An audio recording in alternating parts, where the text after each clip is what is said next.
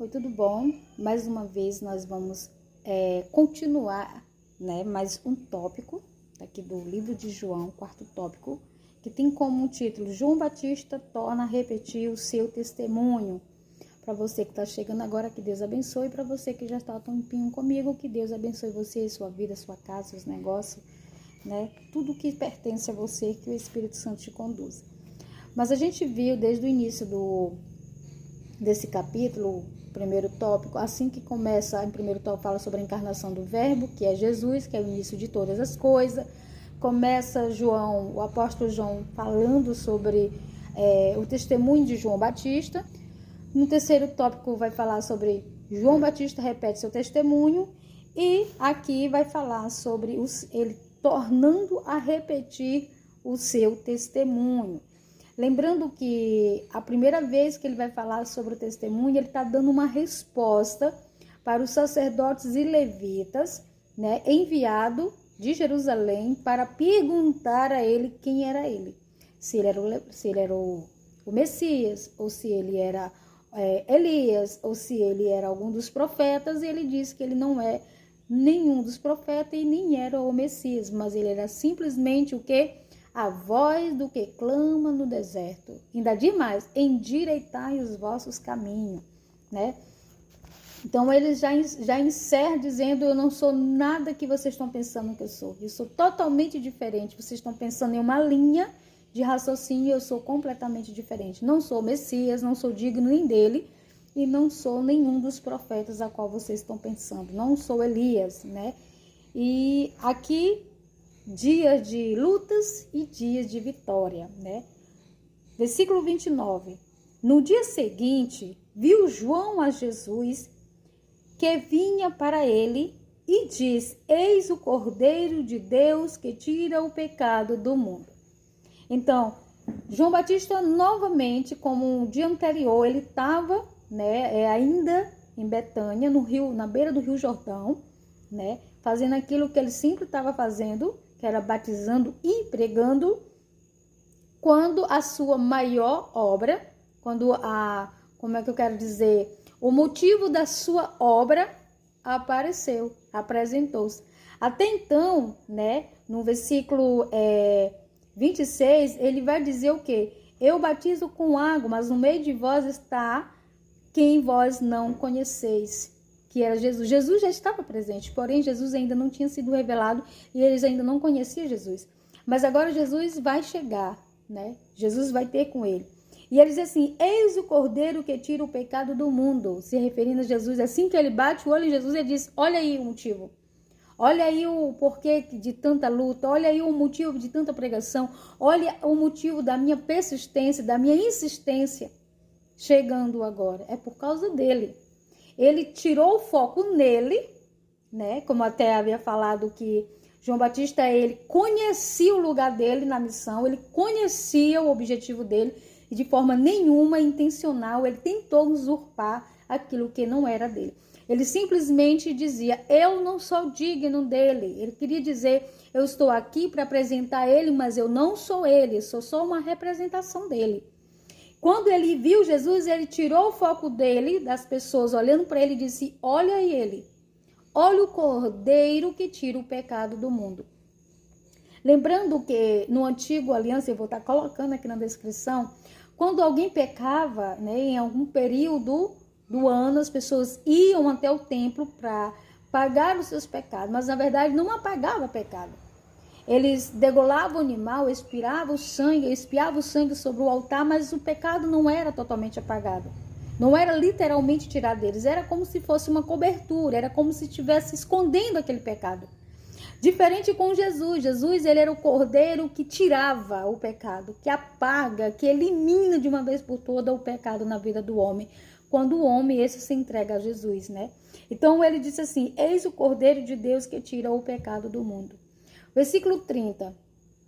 E este a favor de quem eu disse: após mim vem um varão que tem a primazia, porque já existia antes de mim. Jesus. Aqui ele está reconhecendo a deidade de Jesus. Ele está reconhecendo o poderio de Jesus. Ele ainda diz assim, ele é a primazia, ou seja, ele é o ser da prioridade do homem. Ele é o destaque, ele é que está sentado ao trono de glória.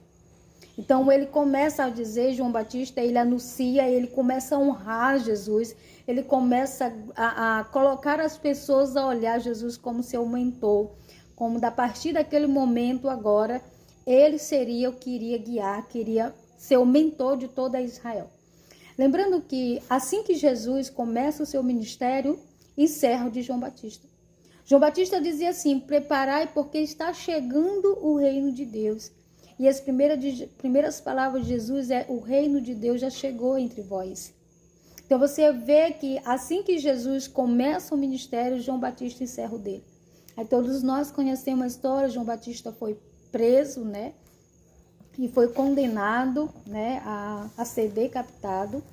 E foi posto em uma bandeja, né? E levado até a Salomé, sua mãe havia instruído a fazer isso, a pedir a cabeça dele em uma dança, né, no aniversário do governador Herodes, e assim encerrou ali de uma vez por toda o ministério de João Batista. Versículo 31, eu mesmo não conhecia, mas a fim de que ele fosse manifestado a Israel, vim por isso batizando com água. Olha algo importante que a gente pode ver aqui nesse momento. Eu mesmo não o conhecia, mas a fim de que ele fosse manifestado a Israel, vim. Assim, eu não o conhecia, estou vendo ele agora. Ah, mas Grazi, mas eles tinham um parentesco, como assim? Né? Eles tinham um parentesco, como que João Batista não conhecia Jesus? Eu não entendi. Por isso, vim, por isso batizando com água. Realmente eles tinham um parentesco, né? Porque a Bíblia vai dizer que ambas eram primas, mãe de Jesus e a mãe de João Batista. João Batista é 6 meses mais velho do que Jesus em sua forma humana. Mas nós não sabemos a separação, né, humanamente falando deles, ou se João Batista estava se referindo em algo espiritual, né? Porque João Batista, ele pregou com muita fé, porque foi dado a ele a revelação de que Jesus ia vir, de que Jesus ia chegar. Então, assim como os demais, ele estava esperando, sabe? É incrível a fé desse homem, porque ele poderia não ter muito a conhecer de Jesus em uma forma humana ou espiritual, mas ele creu pela revelação de Deus que Jesus ia chegar. E ele creu tanto que ele se preparou e preparou as pessoas, batizando-os para a chegada. Então, quando Jesus foi revelado, as pessoas foram revelado a ele também. Só que de uma forma diferente das demais, quando ele viu, ele teve na ideia imediatamente e automaticamente de que aquele era o Messias, de que aquele era o Cristo. Imediatamente ali, o Espírito Santo, ele une e confirma as pessoas umas nas outras. Ele une e depois ele confirma. Assim que ele bateu o olho, ele disse, olha aí, é sobre ele. Tudo foi por ele e para ele. Então, ele tirou dele, né, o foco das pessoas, colocou em Jesus, e ali mesmo, ele conheceu Jesus juntamente com todo aquele povo. E isso é lindo de ver, irmão, porque às vezes, o que eu mais ouço, o que a gente escuta muito é, por que vocês falam de Deus se vocês nunca viram Deus? Como é que vocês podem ter certeza que Ele existe sem nunca ter visto Ele? João Batista confirma que ele estava conhecendo pessoalmente Jesus ali naquele momento. Mas ele já sabia da existência dele e cria daquilo que ele poderia fazer. É que nem nós. Um dia nós veremos Deus, mas até chegar lá nós vamos continuar tendo fé aqui da existência. Não é não da existência dele, do que ele é, porque existir quem existe nós, o Senhor não existe, ele é. Né? É algo permanente para sempre, de eternidade em eternidade. Então eu quero encerrar esse vídeo dizendo Jesus, ele é o que ele diz que ele é. Santo, majestoso e poderoso, para a glória de Deus. Amém? Que Deus nos abençoe.